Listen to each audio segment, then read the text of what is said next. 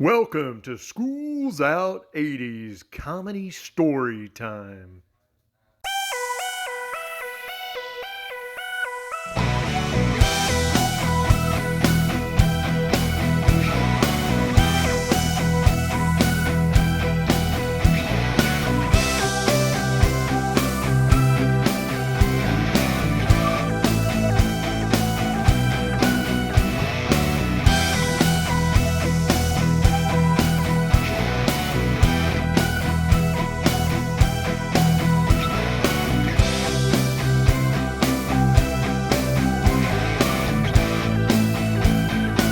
Hey everybody, welcome to School's Out 80s Comedy Story Time. Got a really special guest for us today, coming to us all the way from Florida, Sebastian Rusk. Say hello to everybody at School's Out 80s. Hello, everybody at School's Out 80s.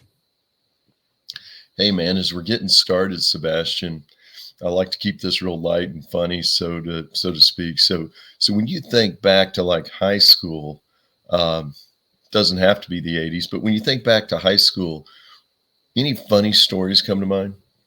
Well, I mean, outside of trying to block it all out, that's one aspect of it. Yeah. I guess the other would be I was a cheerleader for a couple of years in high school. I like it. I got to grab heinies and I was allowed to. Nice. So, that was cool. Yeah. So I teetered in between like the potheads and the cheerleaders. So I like to mix it up a little bit. I got it. So you and the connoisseurs of the magical green stuff. So did you guys hit a lot of concerts back in the day? Laser light shows and concerts were always good. Sometimes we'd mix a little LSD in the mix and really really spice things up for the weekend. A very, very long weekend. Yeah. I see. You're taking full advantage of the light show. So when you think back to like concerts you went to, because we're talking like the Miami area, right? Yep. Okay. So I mean, big shows are going to Miami. So what was one of your better concerts you went to? I would say, I think it wasn't the first. Mm-hmm. The first concert I went to was New Kids on the Block. Okay. I was in like third grade. Right. And then, but in high school, I think my first concert in high school was live. Oh, wow. Okay. And then right after that was REM. We ate way too much acid for that concert. Way, way too much. Like it was always like a good idea. Like we're going to have a beer or something. And 17 hours later and the concert's over and you're questioning all of your life decisions at 16 years old, but live and REM were two memorable ones that I remember. Yeah, man, I never got to see REM. Radio station would have, like their promotional concerts. And I think it was called the Halloweeny Roast. That was one of them. And then, I forget what the other name of it was, but there was Dishwalla played at one of them. Okay. Counting Blue Cars. So those were probably and the Bob Marley Festival, which was every year was $5 and 2 canned goods, and we'd take the Metro Rail down there, and then we had to take the Metro Rail to the Metro Mover that took us inside downtown, and we greenhoused one of the cars of the Metro Mover. Because everyone was headed to the Bob Marley, and this was mid 90s, so you weren't exactly allowed to just greenhouse things or indulge on the street. So that was I'd say that was quite the hysterical moment, and quite memorable from what I can remember. Okay. So I'm down in Texas, so we go to the Willie Nelson deal like almost every year. And we're walking into the Willie Nelson deal, and there's security people all over the place. And there's some dude with a big fatty, like in the front row on the lawn, so blatantly smoking. And you could go to prison for life in Texas for indulging in the hippie lettuce. I guess you get a pass in Texas at a concert because, I mean, this guy, and he is just being so blatant, big fatty. blowing it up straight into the air.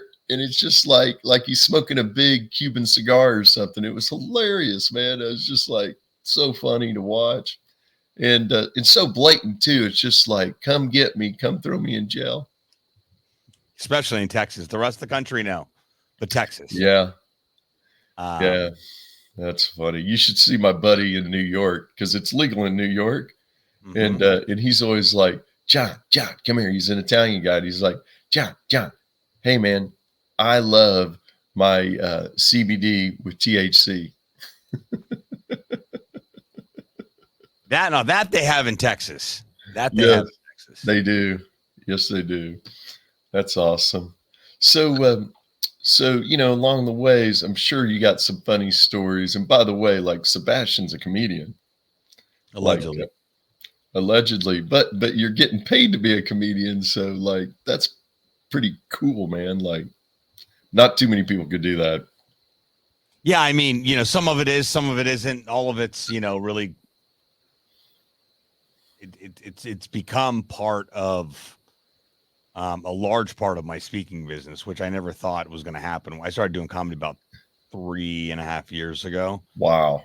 And I just did it out of pure desire to want to push through the fear that I could go and I could deliver a keynote with no problem or no fear or no nerves at all. But right, it came to comedy, I was terrified. So I was able to figure that all out. Now I get booked to speak, and the client finds out I'm a comedian. They want to, they want me to do both. So which works out. It works out really good. I'll give a talk one day, and I'll do a comedy set, a different day. So yeah, it's been fun. I've just been doing it my way, not the traditional route of, I'm constantly writing. I got a few really good writers around me too. And cool. It's an ongoing thing, but being able to go to open mics and do all that, I'm just not interested in doing all that. I do comedy when I want to do comedy, and I write when I want to write. And when I've got a show, then I've got a gig on this cruise coming up for Modern Prophets. I did their gig in January too, but this is that's awesome.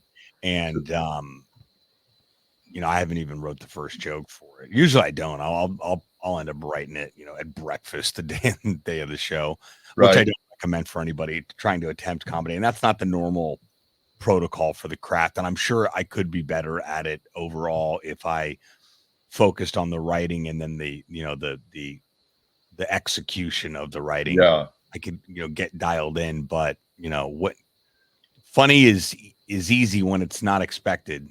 When it is, it's a whole different ball game. So yeah, like anything, it's a work in progress, but I enjoy doing it.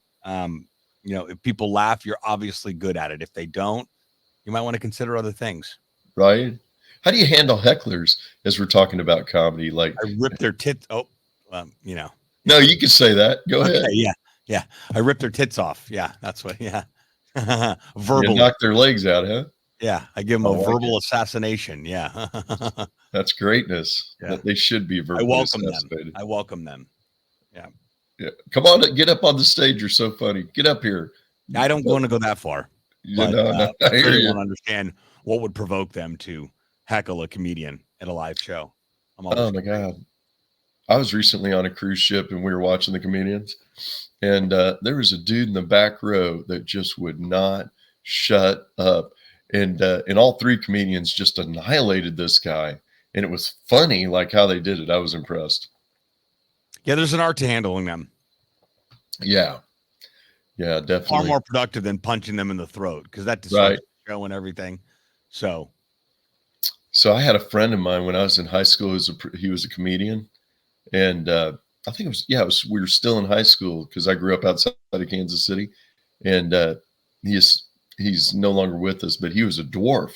And so like he played off of being a dwarf, like on stage. But you can imagine like how much a dwarf gets heckled on stage in a stand-up comedian situation. Yeah, there's a real good comic out there right now. That what is his name? Brad Williams. He's fantastic. Okay. He's a little guy. But yeah, he's got little people jokes out the wazoo. All good. Hey man, think back to any time during your childhood or high school or whatever, any like really funny stuff happen? I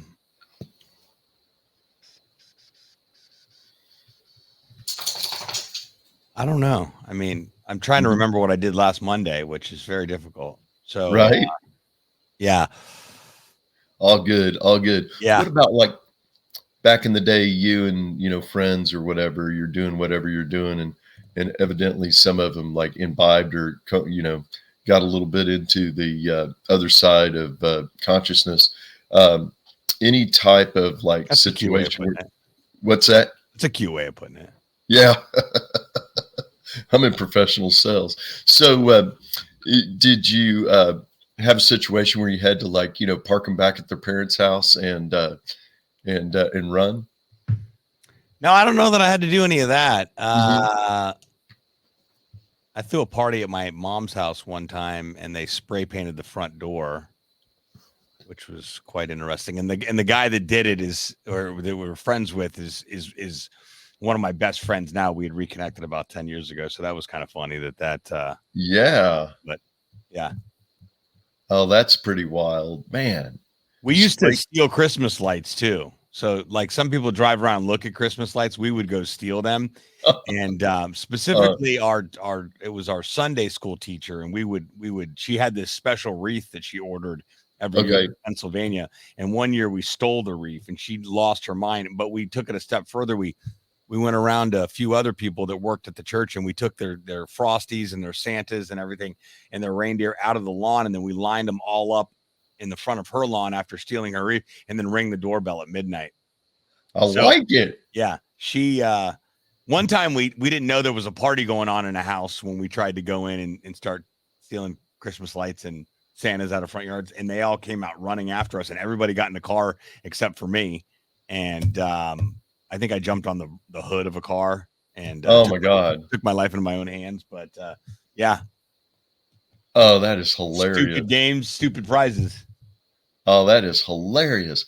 So you guys went around and stole people's Christmas Yeah, lights. we would take it off the roof on the end and then tie it to the side view mirror, and then as you drive away, it's just ding, ding, ding, ding, ding, ding. Yeah, Oh, that's relentless. I love it it. definitely was just going straight to hell.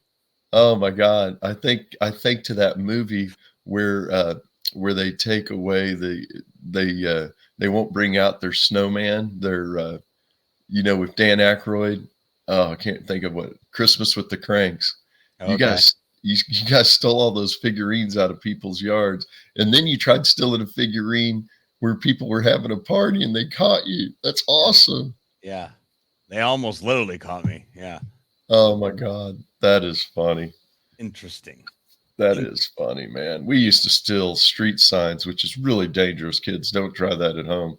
Like Yeah, my basement when I was a kid was filled with stop signs, all kinds of yield signs. I hope to God nobody died because of us stealing signs. yeah. One of the things you realize once you're an adult. Yes, we were bored youth. Man, we had some cool stuff though that we stole.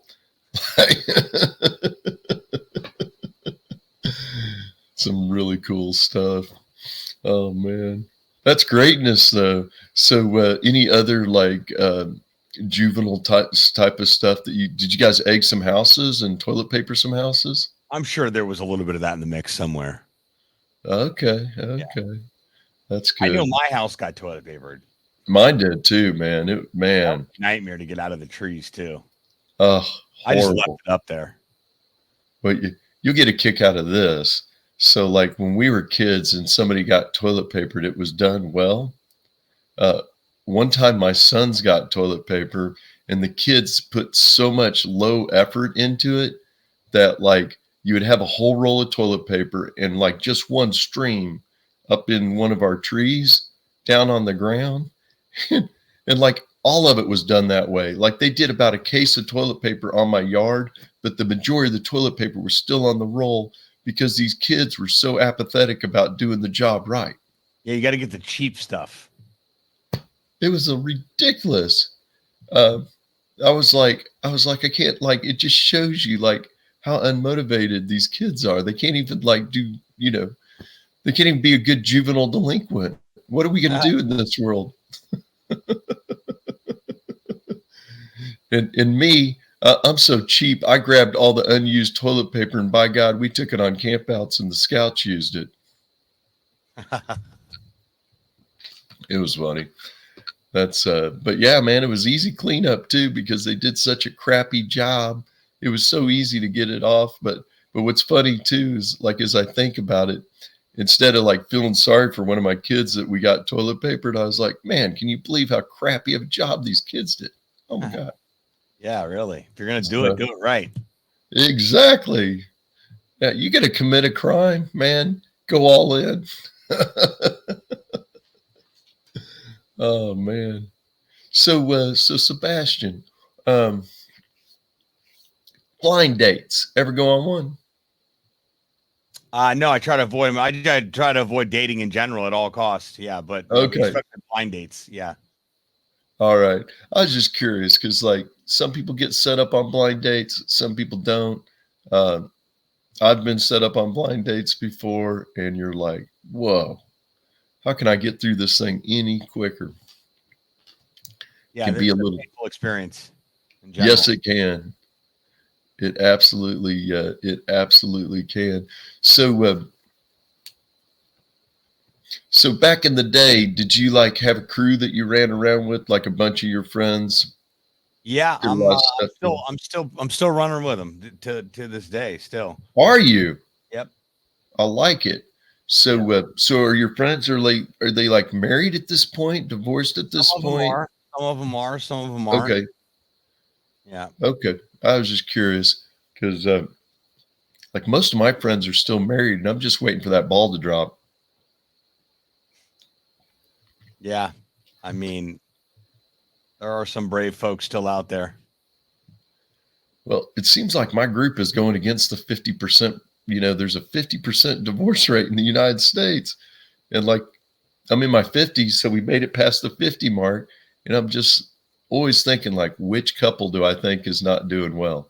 You know, it's sad, but that's just my analytical mind going to work. I'm just like, I wonder in 6 months, are we going to find out such and such and so broke up?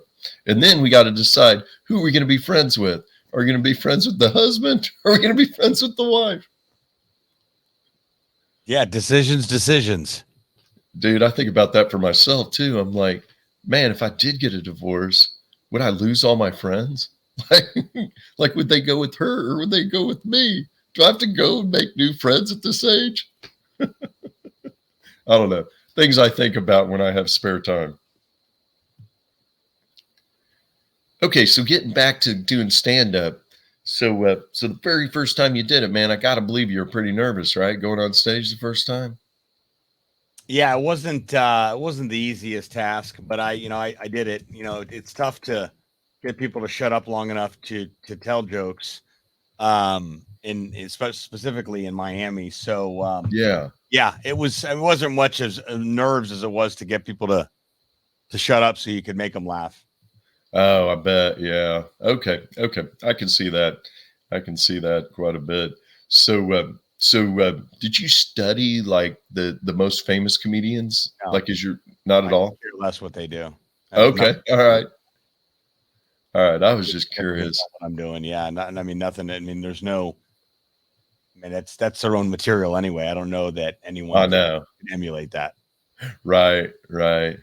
Well, and Robin Williams used to steal people's material, and I think he didn't even know he was doing it because he was so into the comedy scene or whatever. Like a lot of people don't know that Robin Williams stole other people's material, but but he was up on stage all the time, and what looked like he just made it up, you know, in the moment, so to speak. He had been doing that, making it look like he made it up in the moment for years. That wasn't a new occurrence for Robin. Um, he had it so well done that it just looked like it spontaneously hit his head. Interesting. It is kind of wild. I studied the hell out of that dude. Uh, Tortured childhood. Grew up a wealthy kid, but he grew up secluded with like no friends or anything. That's why he had such a crazy imagination. So a little different than Sam Kinison. You know, Sam Kinison used to perform here in Dallas where I'm at. And the bar owners used to see him, and he would show up in a van, laid out ready to go on stage, pretty comatose. And right when he'd go on stage, they'd have to go back to this van, and the van itself had a full bed in the back of it. Sam would be there all dressed, ready to go on stage. And they would just like knock on the van door, open it up, grab Sam, and take him to the stage. Yeah, he was a wild one. He was. Did you know he was a preacher? I did not. Yeah. Did you know how he died? No. That's really sad. That, not that you didn't know, but it's really sad, like how he died. But yeah, no, he was a preacher's kid, and he was a preacher. He left being a preacher to get on stage and tell jokes, and he used to, like, even while he was a stand-up comedian, he gave a bunch of money to his church. But how he died, he was coming from L.A. to Vegas with his then either wife or, you know, maybe they just got married or whatever, came to an intersection, proceeded through the intersection, and a car hit him head on and killed him. Wow. What a sad way for a super famous guy to pass. I did hear that he was right before he died, he was saying, God, oh no, God, please, no, God, please. Oh, okay. And then he died, but that could have been a lie. I don't know, maybe, you know, I could see him joking with God at the end, man. He was a lighthearted dude. He just, wow. He changed comedy, man. That guy changed comedy. I remember the first time I ever heard him, and I was like, good Lord. It was hilarious though, but it was also like shock comedy. Yeah, I'd say so. Definitely. So he was like the Howard Stern of comedy. Speaking of Howard, do you like Howard? He's all right. Yeah. He was funnier when he was broke. Yeah. Yeah, that's true. Yeah, many of them coming up like that. But man, he just was so innovative. I used to watch him back in the day when they did it on video, just to watch him and Robin and all them go at it or whatever, just insane. But now Howard's like, he's not rich. He's like super, super wealthy. Oh yeah. Yeah. New Yorker gone well. So your comedy, does it take you all over the country? Yeah, it does. All over the world, really. Oh, really? Yeah. So, Okay. yeah, it's been wild, and we're just getting started here. So, Dude, that's awesome. Tougher in New York? I mean, you make it out to New York? I haven't done anything in New York or LA or Chicago, but okay. I look forward to doing it. It's a whole different world there. So have you primarily been doing it out in Florida? A majority, I mean, it's wherever I'm booked to speak. So that's been, that's anywhere from Miami to out to the West Coast. Okay. And you speak on positive mental attitude and stuff like that? No, I speak on the topic of podcasting. That's my core business, is I help people start podcasts. So okay. Yeah. All right. Well, I knew you did that, but I didn't know if like you got booked. But so you get booked for people wanting to start a podcast. I get booked for usually business conferences, and my topic is podcasting. Ah, that's intriguing. So, and it's like a corporate deal, right? Yeah, mainly individuals, people host retreats, different experiences. That's been a lot of what we've been doing as of late. Okay, that's cool. Yeah, podcasting, man. I just I made my podcast up because of Brendan Bouchard. He said you needed a podcast. I didn't really know what a podcast was at the time. And then when I first did it, my son had to help me do all the software and everything because literally no clue. But I just pushed on, man. I took a $50 course that some chick was offering out of Canada. And it was on podcasting. I was just purely bored. And I took it. And then I was like, okay, now I know all this stuff. I guess I got to make a podcast, because like, what am I going to do with this information? Yeah. It's been fun, though. I had Jeffrey Gurian on my show. Have you heard of him before? No. Okay, so he is a guy. He gets like over 1 million views on his podcast, but he is a professional comedy writer. He used to write jokes for Rodney Dangerfield, and he's written jokes for Andrew Dice Clay. No, never heard of him. Yeah, I know. I hadn't heard of him either, but as I was getting this started, some gal hit me up and was like, "Hey, you ought to have Jeffrey Gurian on. Here, let me send you a clip of what he's done." And I was like, "Oh my God, this guy's like famous. Like he knows famous people. Just wild. Like what happens when you're in the podcasting world." So real quick, Sebastian, anything you want to promote on my show? Just if you're interested in starting a podcast, I hang out on Instagram, on LinkedIn, and on Facebook. Hit me up with any questions that you got. Awesome. And I'll go ahead and promote what I do. I am John the Sales Warrior Sansoni. I've been professionally selling successfully for 34 years. What can I teach you? How to prospect, present, follow up, and most importantly, how to close. I have a 3-day masterclass that includes inspiration, motivation, and the mental tools to succeed in business and sales. My course includes worksheets, audio, video, and can be taken in 30 action blocks. Also included, how to have greater confidence. My course should be $400. If you get it today, $99, and included my book for free. Once purchased, you'll get free monthly inspiration from me.